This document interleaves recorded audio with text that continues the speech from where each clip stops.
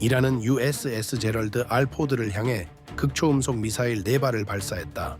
3발은 격추됐고 1발은 막지 못했다. 그리고 그 1발이 초래한 피해는 항공기와 인명 손실을 모두 합산했을 때 이란이 발사한 미사일 4발 전체의 가치를 훌쩍 넘어섰다. 미국이 바다 위에 구축한 역사상 가장 강력한 함대 통합 방공망, 이지스 구축함 내척, SPY-6 레이더, SM-3 블록 EA 요격 미사일, SM-6 종말 단계 요격 미사일, 그리고 4분도차에 지나지 않아 소모된 1억 9천만 달러 어치의 요격 미사일들, 마하 13으로 날아오던 파타흐 1호 극초음속 탄두 3발은 격파됐다. 그러나 4번째 탄두는 격추 이후에도 마하4의 속도로 비행갑한 파편 충격권 안으로 파고들었고 미 해군 장병 9명의 목숨을 앗아갔으며 항공기 6대를 파괴하고 포드함을 11시간 동안 전투불능 상태로 만들었다. 이란이 미사일 4발에 쏟아부은 돈은 1200만 달러였다. 미국이 그중 3발을 막는 데 지출한 돈은 1억 9천만 달러였다. 이 글은 그 모든 일이 어떻게 벌어졌는지, 왜 그것이 수학적으로 필연적이었는지, 그리고 앞으로 분쟁 해역에서 작전하는 모든 미 항공모함에 이 사건이 어떤 의미를 갖는지에 대한 완전한 기록이다. 이란이 제럴드 R 포드 항모전단에 대해 무엇을 시도했는지 이해하려면 파타흐 1호가 무엇을 격파하기 위해 설계됐는지, 그리고 왜 그것이 돈과 훈련만으로는 결코 해결할 수 없는 문제인지를 먼저 이해해야 한다. 미 해군이 해상에서 운용하는 모든 방공 시스템은 하나의 핵심 가정 위에 설계되었다. 탄도미사일은 예측 가능한 궤적을 따른다는 것이다. 이란 영토에서 발사되어 5만만의 해상 표적을 향해 날아오는 미사일은 계산 가능한 포물선을 그린다. 충분한 탐지 거리가 확보된다면 이지스 구축함에서 발사된 SM-3 블록 EA 요격 미사일은 대기권 외부, 즉 요격 기하하기 가장 유리하고 교전창이 가장 넓은 공간에서 위협 표적을 추격할 수 있다. 파타흐 1호는 바로 그 가정을 치명적인 약점으로 만들기 위해 탄생했다. 파타흐 1호는 길이 11.5m의 2단 고체 연료 탄도미사일이다. 고도 약 300km 지점에서 탄두부가 분리되는데 이 탄두부에는 추력 편향 제어 시스템을 갖춘 기동 제도립체와 분리 후 최대 50 초간 연소하는 고체 로켓 지속 추진체가 장착되어 있다. 이 지속 추진체 덕분에 탄두는 종말 단계 전반에 걸쳐 능동적으로 기동할 수 있다. 마하 5 이상의 속도에서 다수의 진로 수정, 측방 회피 기동, 예측 불가능한 궤적 변경이 실행 가능하며 가장 공격적인 종말 비행 프로파일에서는 마하 13에 달한다. 마하 13의 속도에서 탄두는 매 초마다 4,400m를 주파한다. SM-3 블록 EA 요격 미사일은 한 발당 2,700만 달러이며 대기권 외부에서 예측 가능한 포물선을 따르는 탄도 위협을 격파하도록 설계됐다.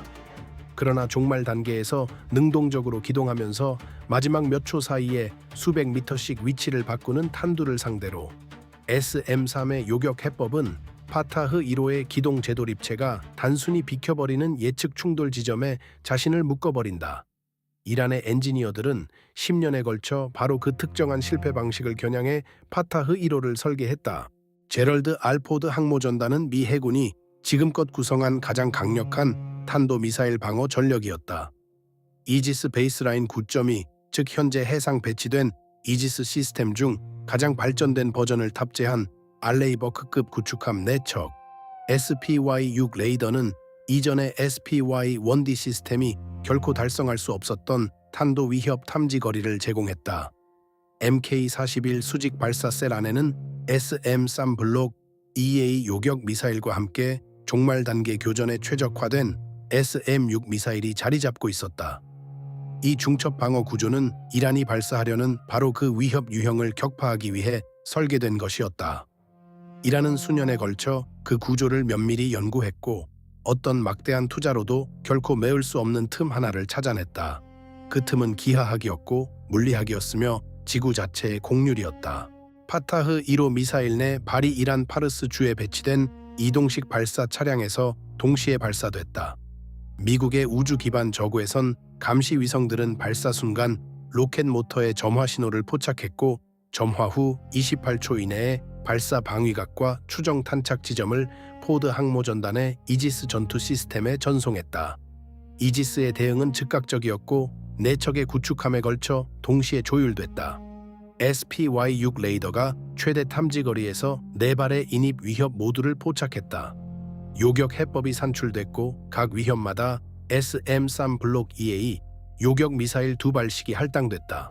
파타흐 한 발당 요격 미사일 2발, 총 8발이 최적 교전 고도에서의 요격 확률을 극대화하기 위해 정밀하게 조율된 순서로 발사됐다. 파타흐 알파에 대한 방어는 모든 것이 제대로 작동했다. 첫 번째 SM-3은 정확히 올바른 순간에 계산된 요격 지점에 도달했다. 파타흐의 기동 재돌입체는 1.8초 안에 340m의 측방 이탈을 실행했다. SM-3은 180m 차이로 빗나갔다. 두 번째 SM-3은 더 나은 결과를 냈다. 탐색기가 기동 중인 탄두를 비행 중에 포착하고 조정했다. 치사 파편 범위 안에서 기폭했다. 델타의 기동 재돌입체는 공력 제어면을 손상시키는 파편을 맞았다. 종말 정확도는 치명적으로 저하됐다. 탄두는 더 이상 통제된 궤적으로 비행하지 않았다. 마하구의 속도로 포드함 작전 해역을 향해 추락하고 있었다. SM-6 종말 방어층에게 주어진 시간은 18초였다. 마하구에서 18초는 55km의 이동거리다. SM-6 미사일 2발이 발사됐고 포드함 선체로부터 8km 지점에서 델타에 손상된 기동 재돌입체를 요격했다. 기술적으로 요격은 성공이었다. 탄두는 항공모함에 직접 충돌해 폭발하지 않았다. 그러나 8km 지점에서의 SM-6 요격이 만들어낸 것은 파편 충격권이었다. 마하사의 속도로 이동하는 500kg의 극초음속 탄두 파편들이 요격 지점으로부터 포드함의 비행갑판을 향해 원추형으로 뻗어나갔다. 파편들은 SM-6 기폭 후 1.8초 만에 포드함에 도달했다. 충격은 비행갑판 함수 구역에 주기되어 있던 FA-18E 및 F 슈퍼호넷 6대를 파괴했다. 마하사로 이동하는 극초음속 파편의 운동 에너지는 탄두 폭발 없이도 재앙적이다. 파편만으로도 비행갑판 철판을 관통하고 항공기 구조물을 파괴하고 항공기 연료 탱크의 제트 연료를 점화시키기에 충분한 에너지를 가지고 있었다. 그 뒤를 이은 화재는 비행갑판 승무원 중 장병 9명의 목숨을 빼앗았고 피해 통제반이 화재를 완전히 진압하는 데 47분이 걸렸다. 포드함의 비행갑판은 11시간 동안 전투불능 상태가 됐다. 이란이 파타흐 1호 델타에 투자한 돈은 300만 달러였다. 그 요격으로 발생한 파편 충격권은 약 1억 8천만 달러어치의 항공기를 파괴하고 미 해군 장병 9명의 목숨을 앗아갔다. 이 규모의 요격 파편 충격권 실패 방식은 이전의 어떤 전쟁 시뮬레이션에서도 제대로 검토된 적이 없었다. 미국의 대응은 17분 만에 이루어졌다. SBIRS 위성의 발사 신호 추적, 이란 이동 발사 차량 운용 지역에 대한 RQ사 글로벌 호크의 지속 감시, 그리고 이란 미사일 부대 통신을 감청하던 EP-3E 에리스 2호 항공기의 신호 정보가 마지막 파타흐 탄착 후 6분 이내에 4곳의 발사 차량 위치를 모두 확인했다. CVN-78에서 출격한 FA-18E 및 F 슈퍼호넷 16대가 이미 전투 초기에 비행 중이었다. 그중 8대는 확인된 발사 차량 위치를 향해 전환 유도됐으며 사거리 130km의 AGM-154C JSOW 활공 무기를 탑재하고 있었다. 500파운드 단일 탄두의 관성 유도 방식이다. 나머지 8대의 슈퍼호넷은 발사 후 전투 피해 평가 작전을 수행하던 이란 발사 차량 부대를 지원하는 이동 레이더 시스템을 표적으로 AGM-88, EAA, RGM 대레이더 미사일을 탑재했다. 그 레이더들을 파괴함으로써 이란은 어느 파타흐가 목표를 달성했는지 평가하는 데 필요한 피드백을 박탈당했다. 첫 번째 JSOW는 포드함의 파편이 충돌한 후 17분 만에 파르스 주의 주 발사 차량 진지를 타격했다.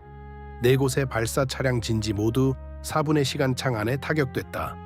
3곳은 직접 파괴됐다. 네 번째는 이란의 표준적인 발사 후 진지 이탈 교리에 따라 발사 위치에서 이동한 뒤였고 원래 발사 지점으로부터 5.8km 떨어진 보조 은폐 위치에서 11분 후 글로벌 호크에 의해 포착됐다. MK-84 JDAM을 탑재한 슈퍼호넷 2대가 추가 출격해 파편 충돌 후 31분 만에 이를 파괴했다. 이란 레이더망에 대한 대레이더 미사일 공격은 이동 레이더 시스템 7기와 고정 레이더 시설 2곳을 파괴했다. 파르스 주에서 이란의 추가 파타흐 발사 능력은 약 72시간 동안 저하됐다. 최종 집계표는 다음과 같다. 파타흐 1호 미사일 4발, 한 발당 $300만, 이란 총 지출 $1200만, 미 해군 장병 9명 전사, FA-18 항공기 6대 파괴, 약 $1억 8천만 달러의 항공기 손실, 항공모함 비행갑판 11시간 전투 불능. 이에 맞서 SM-3 및 SM-6 요격 미사일에 투입된 $1억 9천만 달러, 발사 차량 진지 4곳 파괴, 이동 레이더 7기 제거, 고정 레이더 시설 2곳 파괴, 이란 미사일 부대원 약 40명 사망 추정, 파르스주 파타흐 발사 능력 72시간 저하. 포드함은 그날 늦은 시각 완전한 비행 작전 능력을 회복했다. 이란 표적에 대한 항공 작전은 11시간을 넘지 않는 작전 공백 이후 중단 없이 계속됐다.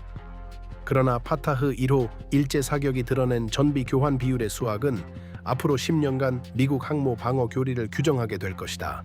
파타흐 1호가 드러낸 문제는 미 해군 방공이 실패했다는 것이 아니다.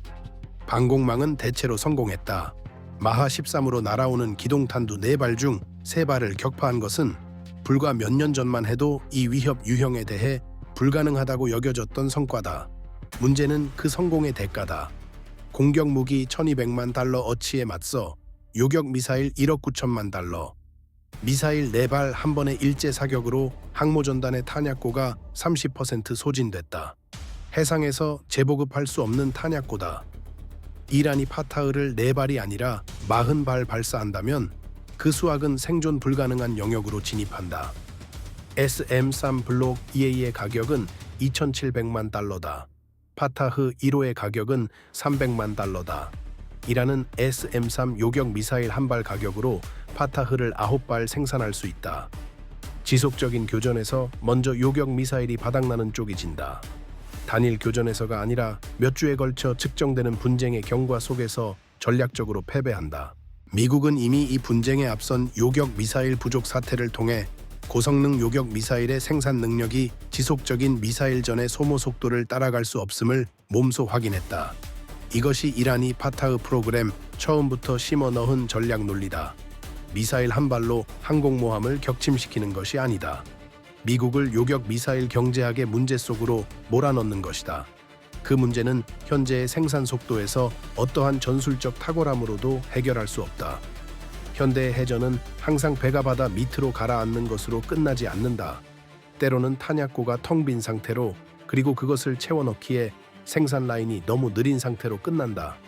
제럴드 R. 포드는 단일 교전에서 마하 13의 극초음속 탄두 3발을 격파해냈다. 미 해군 역사상 가장 기술적으로 까다로운 방공 성과를 이루어낸 진정한 성취다.